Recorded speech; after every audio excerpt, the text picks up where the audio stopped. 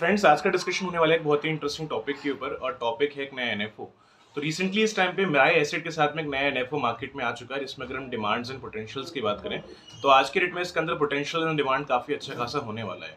Because जो पैसे आप इस फंड के अंदर इन्वेस्टमेंट करने जा रहे हैं, company is investing your money in the large cap. तो मेजरली पैसा आज के डेट में आपके यहाँ पे लार्ज कैप में इन्वेस्टमेंट हो रहा है, तो ऑब्वियसली सी बात है रिटर्न के चांसेस यहाँ से काफी अच्छे खासे हो सकते हैं आपके लिए। इवन थोड़ा बहुत मिड कैप स्मॉल कैप से रिटर्न तो कम ही होता है लार्ज कैप का, बट ठीक है, एक लार्ज कैप में एक ट्रस्ट होता है लोगों की, इसमें बड़ी बड़ी कंपनीज इंडिया की शामिल हैं, तो ग्रोथ के चांसेस काफी अच्छे खासे यहाँ से हो सकते हैं।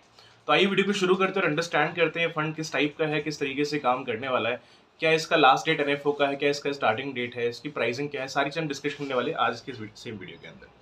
सबसे पहले अगर हम बात करें इस फंड के नाम की, तो फंड का नाम है Mirae Asset Nifty 200 alpha 30 ETF FOF direct growth fund. तो बेसिकली ये जो भी फंड इस टाइम पे लॉन्च हुआ है, अगर आप इसमें पैसे इन्वेस्ट करने जा रहे हैं तो company is putting your money in the large cap sector. Large cap sector में जो इंडिया की बड़ी बड़ी कंपनी है, जो बहुत पुरानी पुरानी कंपनी है, उन कंपनीज के अंदर पैसे आपके इन्वेस्ट कर रहे हैं। जो उन कंपनी के स्टॉक्स हैं, उन कंपनी के स्टॉक्स में पैसा आपका जा रहा है। अगर हम इसमें पोटेंशियल की बात करें तो आई थिंक पोटेंशियल काफी अच्छा खासा हो सकता है, बिकॉज जो भी लार्ज कैप सेक्टर्स हैं आज के डेट में, उनके रिटर्न थोड़े से मिड कैप स्मॉल कैप से कम जरूर है, लेकिन रिटर्न का चांस आज के डेट में काफी अच्छा खासा उनके अंदर अवेलेबल होता है।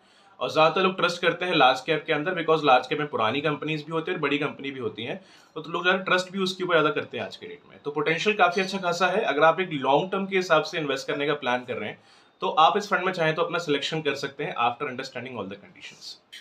एनएफओ अगर स्टार्टिंग डेट की बात करें, इसका स्टार्टिंग डेट है 8 जुलाई का। मतलब अगर आप इस फंड को एज अ एनएफओ अप्लाई करना चाहते हैं तो आपको 8 जुलाई से लेकर के 22 जुलाई तक इसे अप्लाई करना होगा।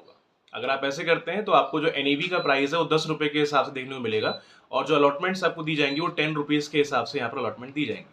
अलॉटमेंट डेट है यहाँ पे 26 जुलाई का। मतलब अगर आप 8 से लेकर 22 तक अगर अप्लाई करते भी है तो आपका जो प्लान है वो तुरंत एक्टिवेट नहीं होगा। अलॉटमेंट आपको मिलेगा 26 जुलाई को। तो जो भी कंफर्मेशन है 26 जुलाई को मिल जाएगा। अगर आप एनएफओ पीरियड में अप्लाई करते हैं तो 10 रुपए के हिसाब से आपको अलॉटमेंट यहाँ पे मिल जाएंगे। क्लियर है। दूसरा, अगर हम बात करें यहाँ पे एक्सपेंस रेशियो का, तो फिलहाल इसका जिक्र यहाँ पर उन्होंने नहीं किया हुआ है। तो जो भी है, जैसा भी रहेगा, वो आपको अलॉटमेंट के बाद में मालूम पड़ जाएगा। दूसरी चीज, एग्जिट लोड की बात करें तो यहाँ पे एग्जिट लोड रहने वाला है। अगर मान लो आप कुछ लॉन्ग टर्म के हिसाब से इन्वेस्टमेंट कर रहे हैं, बट ज्यादातर लोग आज के डेट में देखे गए हैं जहां पर जो लॉन्ग टर्म के लिए इन्वेस्टमेंट करते हैं वो पैसा अपने बीच में विड्रॉ भी कर लेते हैं, कुछ इमरजेंसी या कुछ नीड के हिसाब से। तो यहाँ पर आप विड्रॉ करना चाहें तो विड्रॉ कर सकते हैं, ये ओपन एंडेड स्कीम है। लेकिन इसमें कंडीशन है, अगर आप विद इन 3 मंथ्स के अंदर पैसे अपने विड्रॉ करते हैं तो आपको 0.50% का यहाँ पर एग्जिट लोड पे करना पड़ेगा। तो ये यहाँ पर एग्जिट लोड होने वाला। तो इन्वेस्टमेंट करने के पहले आप ये अंडरस्टैंड करो आपको कितने टर्म के लिए जाना है। अगर आप लॉन्ग टर्म के लिए, शॉर्ट टर्म के लिए अगर जा भी रहे हो तो ट्राई करिए कि अपना पैसा 3 महीने के बाद ही निकालिए अलॉटमेंट से लेकर। क्योंकि अगर आप अलॉटमेंट से लेकर विद इन 3 मंथ से पैसा अगर विड्रॉ करेंगे तो आपको यहाँ पर 0.50% का एग्जिट लोड पे करना पड़ेगा। टैक्सेस यहाँ पर रहने वाले हैं। यहाँ पे एलटीसीजी भी होगा और एसटीसीजी भी होगा, long term capital gain tax and short term capital gain tax. Example से अगर हम अंडरस्टैंड करें तो 15% होता है एसटीसीजी के अंदर और 10% होता है एलटीसीजी के अंदर। बट इस पर एक बार प्रॉपर तरीके से आप रिसर्च करिएगा टैक्स के ऊपर, बिकॉज बताने के लिए बहुत कुछ होता है इसमें। कंडीशंस भी इसमें है कि अगर मान लो ये आपका प्रॉफिट अगर एक फाइनेंशियल में अगर 1 लाख से अगर ऊपर चला था तो उसमें 10% टैक्स होता है। बाकी एक बार इस पर प्रॉपर तरीके से आप रिसर्च करना इस टैक्स को लेकर के, क्योंकि टैक्स में जानने के लिए बहुत कुछ है। कई बार लोग इसको अंडरस्टैंड नहीं करते और इन्वेस्टमेंट करने के बाद कुछ टाइम के बाद मालूम पड़ता है कि इनका जो मेच्योरिटी है इनको टैक्सेबल आएगा। तो टैक्स वाला बेनिफिट एक बार ध्यान से 5 मिनट निकाल के इंटरनेट पे सर्च करना, what is LTCG, STCG and how it works. अगर मैं उसकी इन्फॉर्मेशन दूंगा वीडियो बहुत लॉन्ग हो जाएगा, दैट इज व्हाई। ठीक है। दूसरी चीज, अगर हम इसमें इन्वेस्टमेंट इस टाइम पे करने जा रहे हैं तो इसमें रिस्क कितना होने वाला है, because it is very important to understand that. इसमें इस टाइम पे रिस्क होने वाला है very high.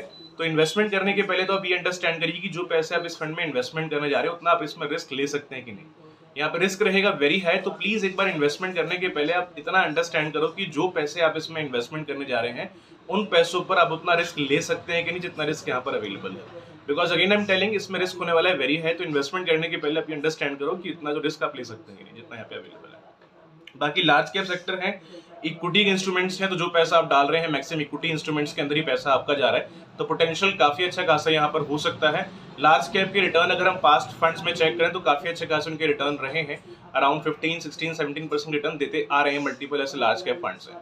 But Mirae asset है तो जो भी पैसे मैनेज कर रहा है आज के डेट में जहां जहां भी लगाता है, ऑब्वियसली अच्छे खासे सेक्टर होते हैं, इनके पास के रिकॉर्ड्स भी काफी अच्छे खासे हैं।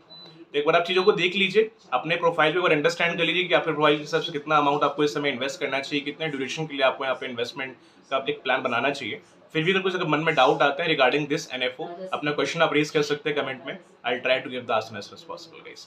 एंड अपना प्लीज फीडबैक दीजिएगा कमेंट के अंदर कि ये फंड आपको कैसा लगा है। अगर कुछ अगर डाउट्स है, कुछ क्वेश्चन, अपना क्वेश्चन आप रेज करिए, will definitely try to give the answer as possible. तो गाइस मिलते हैं नेक्स्ट वीडियो के अंदर, तब तक के लिए have a nice day. Thank you.